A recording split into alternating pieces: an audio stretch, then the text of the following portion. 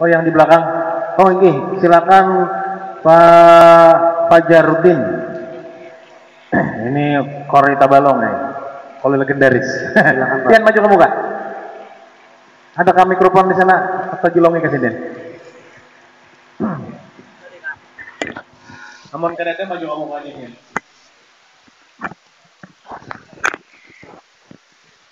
Tes.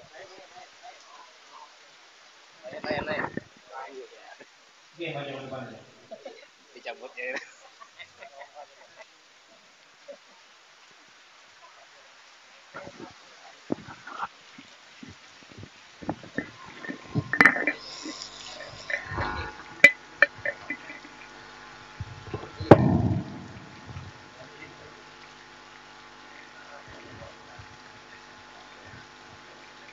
Bismillahirrahmanirrahim. Assalamualaikum warahmatullahi wabarakatuh.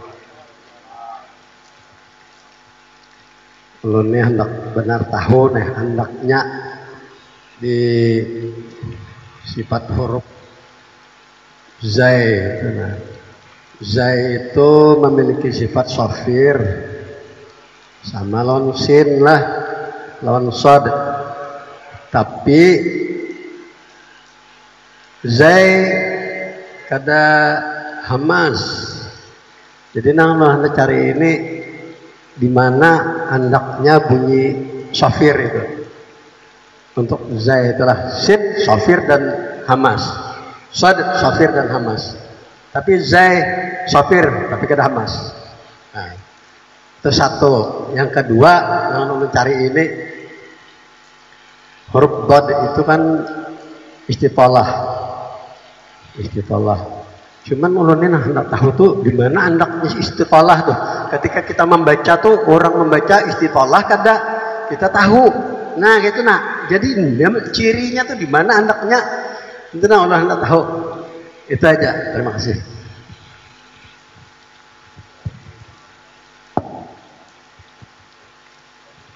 Oke, tes satu. Bisa dikurangi echo-nya dikit. Tes satu, tapi anunya treble-nya dinaiki. Udah, tes satu. Ya, ini pertanyaan masalah huruf, sifat-sifat huruf. Ini memang menurut pengalaman ulun pribadi, ulun pernah belajar tahsin dengan beliau. Beliau menguasai ilmu qiraatnya. Silakan saya Samsul. Bismillah. Ini sebujurnya kami yang seharusnya bertakon lan pian. Kami ini junior wae, nggih. Pian sudah berpengalaman, sudah berilmu. Tapi ala kulli hal ini sebuah pertanyaan yang luar biasa dan sangat berat. Ulun manu duduk dulu nah.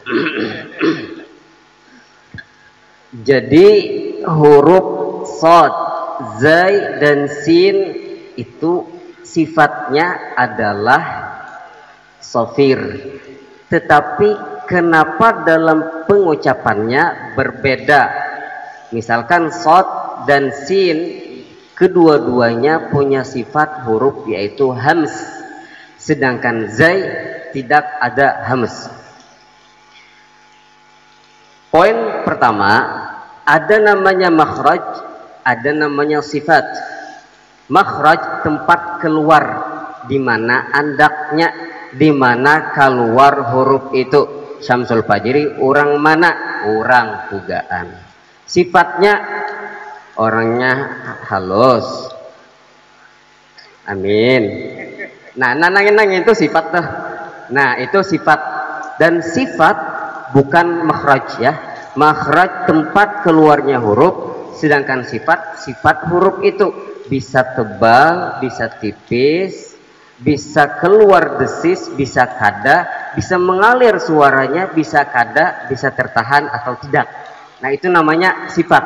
Berarti sifat bisa kita pahami tidak ada tempatnya. Ulun mau ulang. Sifatuha jahrun wa rikhwan mustafil munfatihun musmatatun wa didda qul mahmusuha fahathahu syakhsun sakat. Yang punya sifat huruf hamas itu jar kita keluar angin, udara, bukan berdesis. Bukan berdesis. Kita mengartiakan desis, bukan berdesis. Jarayanu al-hawa. Jadi ada angin yang keluar. Hurufnya fahassahu syakhsun sakat. Fa ha fa ha sya kha sad sin kaf dan ta. Ada huruf zai.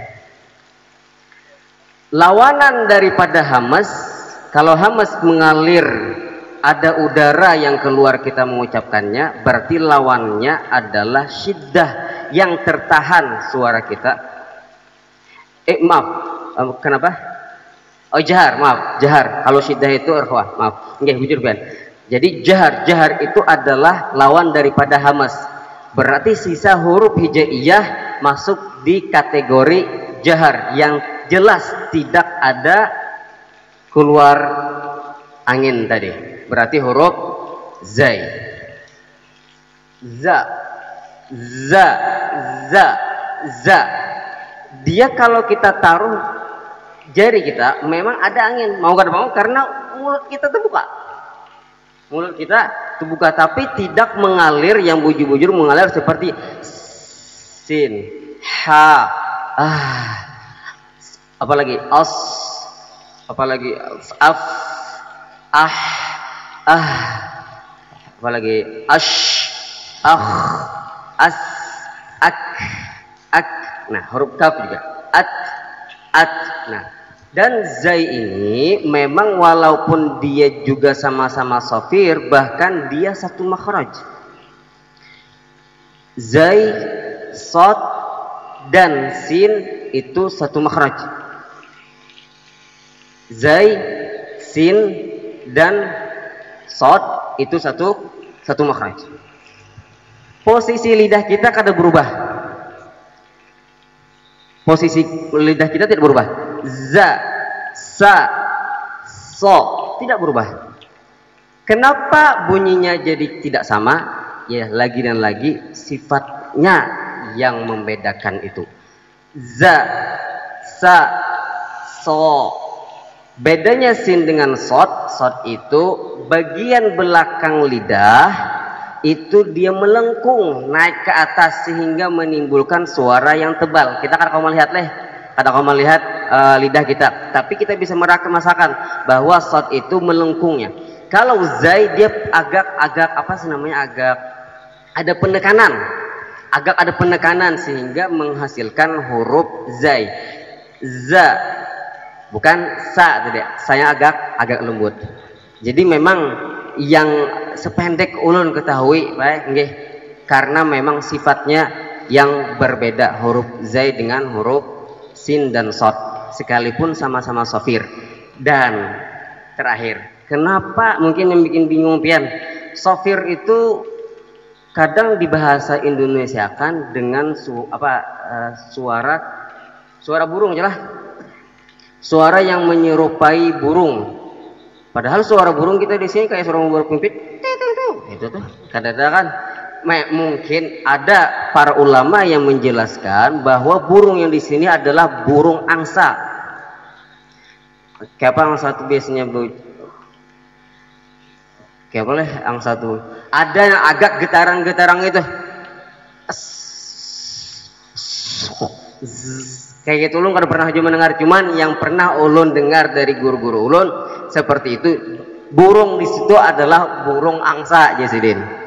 Itu yang sependek ulun ketahui, Pak. Nggih, karena memang makhraj beda dengan sifat, jadi letaknya tidak ada, tapi yang membedakan adalah memang sifatnya. Orang pemarah dengan orang yang pendiam, misalkan kayak itu istilahnya. Kemudian sama dengan istitolah. Istitolah itu kan dalam secara bahasa memanjang. Karena dia bukan makhraj, tapi dia sifat satu-satunya yang hanya dimiliki oleh huruf dot. Huruf dot. Itulah yang membedakan huruf dot dengan huruf dha. Laulal istitalatu lakanatil dha'an. Andai tidak ada sifat istitalah dalam huruf dot, maka huruf dha itu sama persis dengan huruf dot. Karena semua sifatnya sama, kecuali yang membedakan adalah istitolah dan juga memang makhrajnya yang berbeda. Jadi istitolah ini karena dia sifat, jadi tidak ada letaknya, dia mengikut kepada makhraj huruf dot tadi. Ihda hafatay lisan, salah satu daripada sisi lisan kita, bisa kanan bisa kiri, kedua-duanya itu paling sempurna, dan itu hanya bisa Rasulullah SAW dan Umar radhiyallahu anhu. Kita mengkada kanan atau kiri, ditempelkan ke gigi geraham atas, gigi geraham atas, ulun bisa kiri. Jadi bagian sisi lidah yang kiri ditempelkan ke gigi geraham atas, gigi nanggasan maigot tulang gunah. Dan bagian depannya tidak nempel ketat di bagian gigi di depan. Ini yang membuat huruf dot itu as'abul huruf wa afdaluha. Huruf yang paling susah tapi paling utama. Dari dulu sampai sekarang banyak ulama tuh mengarang buku tajwid hanya membahas huruf dot saja, dan sampai hari kiamat tidak akan berakhir itu, karena khilaf para ulama. Jadi istitolah tadi menurut yang ulun pelajari syafahiyan dengan para masyayikh, jadi dia timbul pada saat mulai kita mengucapkan huruf dot di makhraj awal.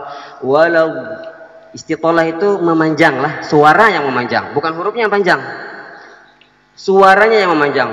Ghairil maghdubi, ada sedikit gitu, ghairil maghdubi alaihim walau,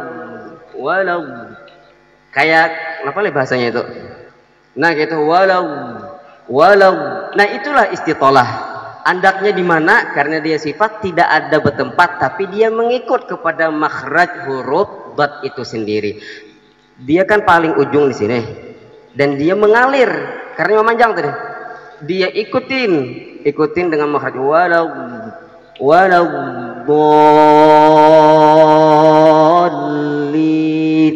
Dan ini kadang yang bikin kita agak susah untuk mengucapkan huruf dot. Yang paling susah itu ketika bagian ujung lidah kita ini tidak nempel ketat di bagian gigi kapak aja kita deh, gigi depan. Itu yang susah sekali kita. Tapi kata para alim ulama, dia ikut naik itu tidak mengapa, dan itu lumrah. Normal. Karena lidah kita ini tidak bertulang. Ketika bagian dalamnya ini naik, bagian tengahnya naik, otomatis yang depannya juga ikut naik. Jadi bagaimana? Tapi jangan sampai yang bagian lidah, yang bagian depan ini terlalu nempel ketat seperti ini. Kalau terlalu nempel ketat seperti ini, sama saja kita mengucapkan huruf dal yang ditebalkan. Kayak ulun baca nih, ghairil maghdubi alaihim waladdallin. Bujur kada bacaan ulun. Sekilas itu bujur. Menurut orang tidak kada terlalu mendalami tajwid itu bujur. Bacaannya tebal, padahal posisi lidah ulun salah, makhrajnya salah, karena ulun meletakkan ujung lidah ulun ke ujung gigi bagian depan, lalu ulun tebalakan da bo ghairil maghdubi alaihim waladdallin. Mun didengar itu sama aja. Tapi kalau yang bujur ghairil maghdubi alaihim waladdallin, istitolahnya nampak dan dotnya nampak seperti itu. Nggih, ulun mohon maaf, hanya itu yang bisa ulun jawab nggih. Kalau ada tambahan Hasan? Ada tambahan dari si Hasan? Udah?